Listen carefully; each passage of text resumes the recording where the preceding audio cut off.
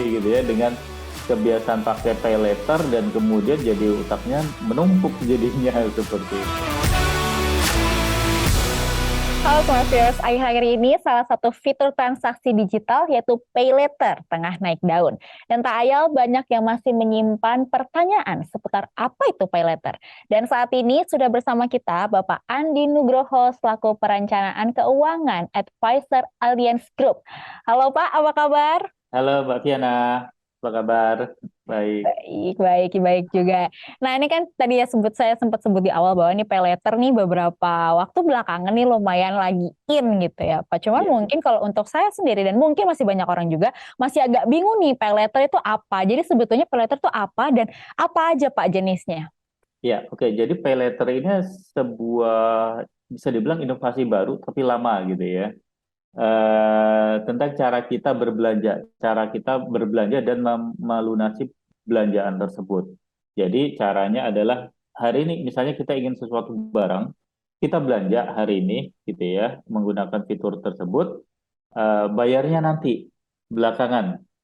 Dan bayarnya itu bahkan kita bisa setting di awal, oh saya mau bayarnya bulan depan, oh saya mau bayarnya saya cicil 3 bulan ke depan, bahkan sampai setahun ke depan kita bisa atur itu, ada pilihannya gitu. Jadi ini merupakan fitur di mana belanjanya sekarang, bayarnya entar-entar, nanti-nanti bayarnya gitu. Tadi untuk jenis-jenisnya apakah Hmm. ada atau belum belum sebelum sebanyak yang lain lah gitu Pak? Iya, jenis-jenisnya seperti apa aja? Kalau menurut saya sekarang jenisnya lebih pada cara pembayarannya, ya, cara pelunasannya ya gitu ya.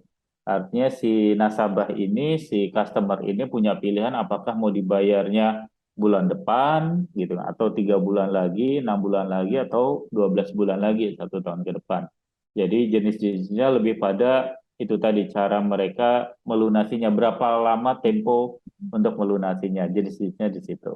Oh, oke, oke, oke.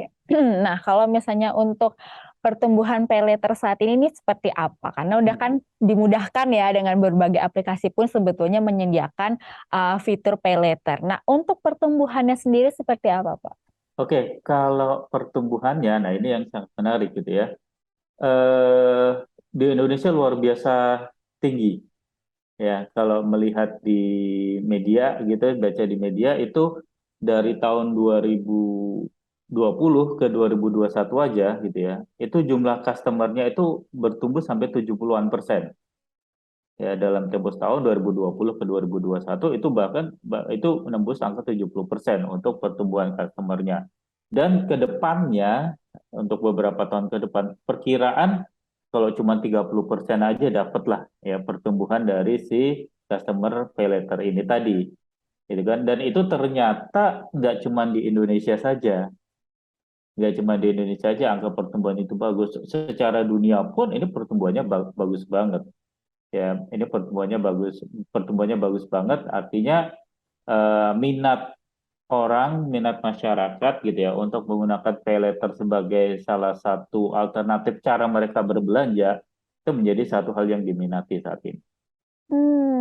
Oke. Nah, sebenarnya kan pay later ini kan memudahkan lah ya gitu. Memudahkan kita untuk misalkan beli sesuatu, ya udah kita bisa beli buy now pay later seperti itu. Nah, Betul. sebetulnya apakah dengan kemajuan teknologi ini telah mengubah kebiasaan masyarakat gitu ya? Salah satunya dengan penggunaan pay later ini gitu. Tentunya selain teknologi juga mengubah gaya hidup juga. Jadi Hmm. mungkin ya konsumtif seperti apa menurut Pak Andi? Iya, betul. Jadi paylater ini pasti sedikit banyak itu juga didukung karena kita saat ini juga udah menjadi sangat tergantung dengan gadget kita, dengan handphone kita, gitu kan ya. Karena mereka berbasisnya aplikasi pertama itu gitu ya, kemana-mana kita udah pegang handphone, kemudian juga dengan mudah kita tinggal download aplikasinya gitu ya. Udah gitu biar kita yang udah mulai terbiasa dengan marketplace biasanya dilekatkan dengan marketplace juga Hmm. gitu ya. Jadi ketika kita mungkin lagi buka-buka marketplace e-commerce gitu kan, barangnya Hmm. bagus gitu kan, kok mahal ya, belum gajian ya gitu kan. Kan Hmm. kadang kita masukin keranjang dulu tuh gitu kan, masukin keranjang terus nanti ada pop upnya iklannya muncul, bayarnya bisa 3 bulan lagi loh, 6 bulan Hmm. lagi loh. Wah, menarik ini gitu. Dia otomatis klik aja gitu. Itu yang kemudian seperti Mbak Piana bilang tadi, otomatis akan merubah juga pola konsumsi kita. Ya, dibilang apakah kemudian akan mendorong orang menjadi lebih konsumtif? Betul.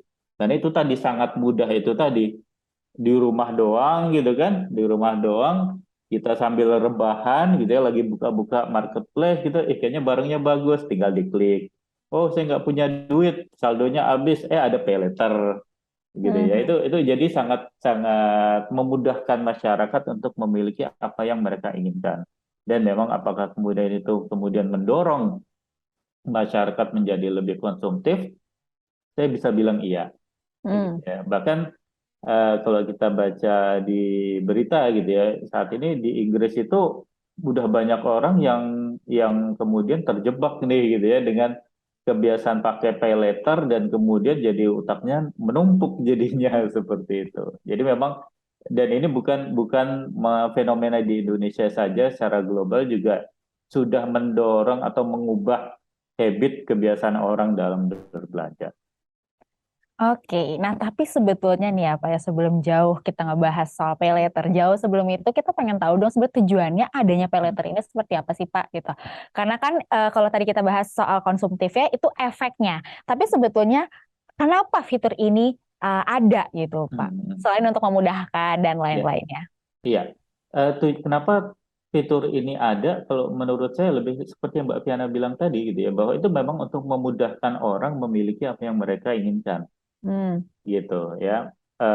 Ketika mau belanja nggak ada uangnya, apa dong yang harus saya lakukan, gitu kan? Minjem teman yang ada diomelin, gitu kan? Minjem saudara yang ada diceramahin, gitu daripada kemudian berusaha minjem dan nggak dapat malah sakit hati ini ada fasilitas yang memudahkan saya mendapatkan apa yang saya inginkan tanpa ribet tanpa yang bahkan istilah kata yang tahu cuma saya doang nih karena ada di HP saya gitu Betul, ya betul. tujuannya itu untuk memudahkan orang memiliki apa yang mereka inginkan dengan cepat. Oke, oke, oke. Nah, sebetulnya ini paylater ini mirip dengan kartu kredit ya, Mhm. yang sudah lama lah gitu. Tapi Ya. bedanya kalau kartu kredit itu kan ada tahapannya. Harus ajuin dulu, harus daftar dulu, dan data diri kita pun tersebarlah di bank-bank gitu kan. Nah, Mhm. apakah penggunaan paylater ini aman untuk digunakan gitu kan? Karena dalam artian data diri pengguna paylater ini kan udah, apa ya, maksudnya dengan satu aplikasi aja gitu. Udah jamin belum sih Pak keamanannya? Oke, kalau masalah penjaminan keamanannya, em, buat saya sih setiap apa ya, institusi finansial gitu kan ya, setiap eh, kayak e-commerce juga pasti berusaha menjaga banget kerahasiaan customernya dia, gitu ya. Saya percaya itu bahwa setiap institusi finansial, setiap perusahaan yang memiliki big data, mereka berusaha menjaga banget kerahasiaan customernya dia. Tapi ya seperti kita tahu di Indonesia ya entah tiba-tiba tung ada berita kayak kemarin data data customer bocor seperti itu ya. Entah dari mana datangnya, entah dari mana bocornya kita juga nggak tahu gitu. Cuman so far menurut saya pasti setiap perusahaan apalagi yang berusaha menjaga kepercayaan nasabahnya, kepercayaan customernya mereka berusaha jaga banget kerahasiaan tersebut. Jadi aman tidaknya lebih pada gini ketika kita apply atau ketika kita melakukan proses pengajuan pay letter ini ya berarti Ya. kita jangan kemudian sembarangan kasih tahu Oke. ke orang-orang oh password saya ini Hmm. saya kemudian ketika dapat OTP dikasih tahu ke orang lain lebih Oke. pada menjaga kerahasiaannya di situ diri kita Oke. sendiri pun berusaha menjaga kerahasiaan tersebut. Oke, nah sebetulnya nih, kembali lagi, sebenarnya faktor apa yang membuat masyarakat banyak menggunakan paylater? Sebenarnya gini Pak, paylater ini kan kalau kita ngomongin soal kartu kredit itu kan mungkin bisa buat belanja bulanan dan mungkin lebih banyak lah gitu untuk makanan dan lain-lainnya. Kalau di paylater sendiri, belanja apa yang paling biasanya digunakan oleh masyarakat? Seperti itu. Oke, nah ini yang juga agak membedakan gitu ya, agak membedakan dengan yang kartu kredit gitu ya. Dulu awal-awalnya yang saya tahu pay later itu bisa digunakan untuk beli tiket pesawat, tiket Hmm. kereta gitu ya, lebih pada leisure apa untuk kita senang-senang jalan-jalan seperti itu. Cuman sekarang ternyata hampir di semua e-commerce udah ada loh Iya. pay later. Pertanyaan saya, barang apa yang tidak ada di e-commerce? Hmm. Beli Oke. mobil aja bisa ya sekarang di e-commerce gitu kan. Jadi sebenarnya udah sama banget, udah mirip gitu ya penggunaannya dan si kartu kredit itu tadi. Mungkin yang akan membedakan adalah apa proses di awalnya aja gitu ya. Karena Hmm. proses di awalnya kan kalau di kartu kredit memang ibarat kata mereka melakukan KYC dulu kan. Sementara kalau di apa e-commerce gitu kan atau di pay later ya mereka hanya verifikasinya bahkan online gitu kan kita Hmm. cuma disuruh minta foto menggunakan megang KTP kita doang gitu loh. Nah, Hmm. perbedaannya di situ. Perkara apa yang bisa didapatkan, apa yang bisa dibeli itu tadi. Kalau buat saya sekarang udah pertanyaannya apa yang nggak bisa kita dapatkan di e-commerce. Cuman mungkin Hmm. jadi rada susahnya gini. Misalnya kalau di kartu kredit, oh saya mau makan di restoran itu gitu kan. Hmm. Hmm. Ya bisa kita pakai kartu kredit gitu ya. Hmm. Sementara Hmm. mungkin kalau di e-commerce ataupun yang ada layanan antar si makanannya gitu ya, itu nggak ada layanan untuk si pay later ya. Kemungkinan seperti itu. Yang membatasi seperti itu. Cuman seiring dengan makin canggihnya teknologi, saya yakin eh, ini lama-kelamaan akan kekejar sih. Kekurangan-kekurangan ini pasti akan tertutupi oleh si pay later ini tadi. Oke. Berarti kalau misalnya kartu kredit itu masih bisa digunakan lebih apa ya? Bisa lebih lebih untuk umum lah gitu, bukan kalau online baru pay later kayak gitu kali Iya, ya Pak iya, ya iya, betul, perbedaannya. betul. Sama aja kayak, oh, Oh. saya mau makan di restoran Hmm. Hmm. mewah tersebut gitu kan atau restoran tertentu kita bisa datang ke sana bayar pakai itu. Oh saya mau beli BBM Hmm. Hmm. bayarnya pakai kartu kredit itu bisa. Hmm. Kan kita belum bisa Ya. nih bayar Hmm. apa namanya pay later beli BBM pakai pay later kan belum bisa gitu ya pakai Oke, e-commerce. Cuman oke itu yang saya paling. yakin inovasi tersebut pasti lagi dipikirin tuh. Ya, ya. Sebenarnya begini, pay letter ini tinggal menunggu fisiknya aja gitu ya, Pak ya. Sejauh ini belum ada kan ya pay letter kartu. Belum ada. Ah, Tebakan ya, saya ya. kemungkinan nanti caranya begini, sama aja kayak sekarang kita melakukan pembayaran nggak perlu pakai kartu debit gitu ya. Bahkan di warung bisa caranya pas scan QR code aja Iya, iya, betul. gitu. Oke. Kedepannya kemungkinan mereka bisa melakukan itu juga, ketebakan saya. Hmm. Oke, zaman dulu kita udah dimudahkan oleh kartu kredit. Dengan bentuk kartu kita udah bisa beli apa namanya apapun yang kita mau, makan dan lain-lain. Kadang-kadang malah kalau ada kartu kredit bisa diskon gitu kan. Ya, Nah, pay letter ini kan memang lewat online gitu kan. ya. Apakah ya Pak Peletrin itu dapat membuat candu nih para penggunanya nih seperti yang tadi mungkin udah kita bahas ya sering kan kita pengen beli sesuatu ya udah beli aja teh peleter gitu. Berarti ini benar-benar bisa menjadi merubah suatu ini dong Pak ya apa yang membuat candu masyarakat dan mengubah gaya hidup lagi gitu. Betul, betul. Karena dengan gampang kita memiliki apa yang kita inginkan, udah seperti itu. Hmm. Eh, Pengen belanja apapun di HP kita udah tersedia, gitu Hmm. ya. Cara pembayarannya ya udah kita tinggal apa, tinggal klik aja ataupun kita tinggal pilih yang sesuai dengan kemampuan kita, Hmm. gitu ya kan. Oke. Apakah itu kemudian membuat candu? Banget, gitu ya. Itu banget. Apalagi misalnya nggak tertutup kemungkinan. Contohnya kayak gini, misalnya ketika harga BBM naik, barang-barang naik. Hmm. Kalau saya mau belanja kebutuhan pokok sehari-hari buat kebutuhan rumah gitu ya, beras, makanan, pampers atau apapun gitu kan. Kalau saya datang ke convenience store, apa iya meskipun itu pakai kartu kredit gitu ya, saya kan harus ngurus sendiri nih. Hmm. Bayar pakai kartu kredit, saya harus ngurus sendiri, bilang ke banknya, oh saya mau dibikin cicilannya jadi 3 bulan, 6 bulan, dan seterusnya. Ya, ya. Kalau di pay letter, saya nggak perlu datang ke convenience store, gitu ya. Tinggal saya pilih-pilih-pilih, masukin keranjang, bayarnya nanti belakangan, gitu. Jadi Hmm.